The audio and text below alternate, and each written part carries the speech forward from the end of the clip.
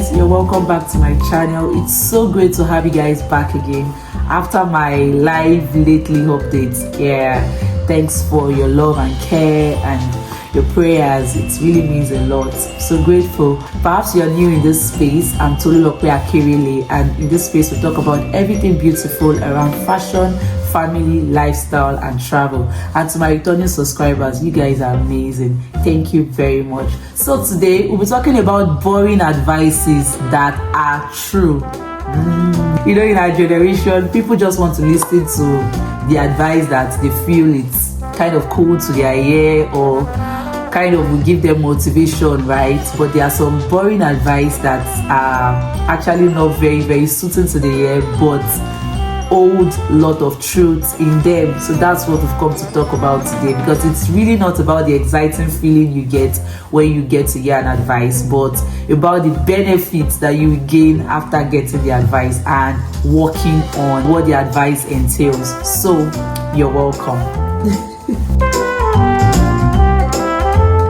So one of the very boring advice that is actually true is, why should I do good to you when it's obvious you're bad? When it's obvious that you try to do things that upsets me, why should I do good to you? Yeah, everybody will be like, no. If somebody is trying to do something bad to you, then it means you should repay the person. Let the person know your worth. Let the person know what you're made of. Why should they think that they are the only one that can do bad things? Show them that you are also very wise and intelligent. Show them that you have something upstairs.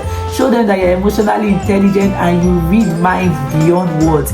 Yes, that's what we get out there. That when people are trying to do something that does not make sense to you, show them you are wiser than them.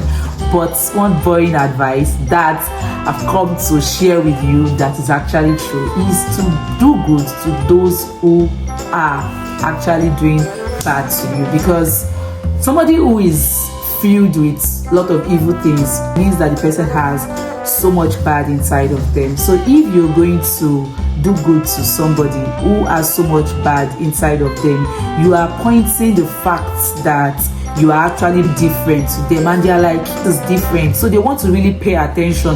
Why is this person not doing what I'm doing? Why is this person not repaying what I'm giving back to him? You understand? So they get more interested in seeing the way you react, seeing the way you do things. You might think all those things does not matter because they keep doing you bad. But I tell you, the fact that you are doing something different from what they are used to, you are teaching them something. So if you decide to match the energy that they are giving you, like because they are doing bad things to you, then you decide to do bad things back, you would just fuel up the vibe that is inside of them that yes, they are doing something right. But if you go the different path, they are coming to you via this bad stream, but you are coming through this good stream, you will see that there will be something that will not just align. They will be like, why is this person different?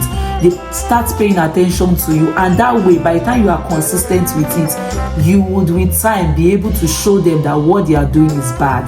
So it's a boring advice, but it carries so much truth in it, and that's the way God has actually made it to be, that good will always supersede evil. No matter how bad somebody is, what you need to win that bad person is not being like, hey, crafty, like I'm going to show this person that I'm actually bad or whatever. It's being good, because there's nothing that melts the heart of somebody than love. There's nothing that melts the heart of people than when they see that you are doing something different from what they are used to. So this is the way God has made our hearts to be, that no matter how scared our heart is, no matter how bad it is, only good will prevail over it. So if you decide to match up the energy of people who are doing bad to you, then you would have nothing to teach them. You will keep giving them the ability to do what they are doing. But if you come the different route, you would minister something to them. Even if they will stop at the end of the day, they would actually know that you are different. So that's a boring advice, but very true. Now to the second boring advice that my generation don't want to hear, but is actually very true, is that whatever you are going to be great at, whatever you are going to be great at, you have to start small. Everybody wants, like, because I want to be great at this thing, then let me start, let me read, let me invest in so much things that will just make me so knowledgeable that when I start big. When I start getting big offers. I start getting popular. I start getting famous and everything. Yeah, as much as that should be your desire, right? The truth is that whatever you are going to be great at, whatever you are going to do that will stand the test of time, right? You need to start small. Just like when you plant something, you plant just one, maybe just two, but the harvest is always so big. You can't plant a fruit as a fruit, you plant it as a seed. So whatever is going to really make sense, whatever is going to be enjoyed by others, whatever is going to bless the life of others, right, is something that you need to start small. It's boring. It's like, oh, I don't want to go through the process of all this being small. I don't want to go through the process of being small. Like, it takes a lot because I'm putting in the same energy that I will put in when I'm big. Why am I not known and everything? The truth is, that is the way God has made this life. Seed time and harvest time. That is one very important principle that governs this world. You have to start learning to put in the effort. You have to start learning to put in everything you need to put in. And even regardless of whatever it takes, whatever the challenges that come, just have it at the back of your mind that this is where I'm going to, and this is the price I have to pay on the way to where I'm going to. And this will help you to stay disciplined. This will help you not to compare yourself with others. This will help you to put in the work and know that everything you are doing is valid, because it's all going to add up into what you are going to become in future. It's boring, but very, very true. Yeah. So to the third boring advice that is very, very true is that whatever you don't deal with now have the potency to destroy you later.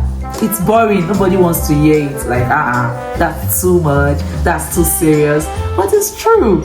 If you aim at becoming somebody very, very great, those little things that you see, that these things, they are actually not so good, start working on it now. Because when you become great, it's going to amplify it. Let me make an example. Maybe you are lazy. You like procrastinating things so that you don't get to do it, or so that somebody else will do it. And you want to be great in your endeavor. You are doing stuff that you're putting in the knowledge and everything, and you believe that one day you are going to become somebody that matters. That thing, that procrastination that you don't deal with when you are still small, will surface when you become great. Because when you have to do big things and all, it's how you keep procrastinating. I know it's very easy for you to say, go because I'm big, I will do it. It will come up. This is a proof that has stood the test of time. It will come up. So whatever thing that you don't deal with now, when you become big, it will destroy you, right? If you are somebody that likes ladies, like you can't even see anything on skirts, like you are already, oh my god. When you become great, when you become a very big notable person in your field, that same thing that you decide not to work on might actually be what will bring you down. This is something that, even without taking it too far, it's something that if you look around you, you will see, and you'll be able to mention one or two people that these things have actually happened to. So don't be the prey.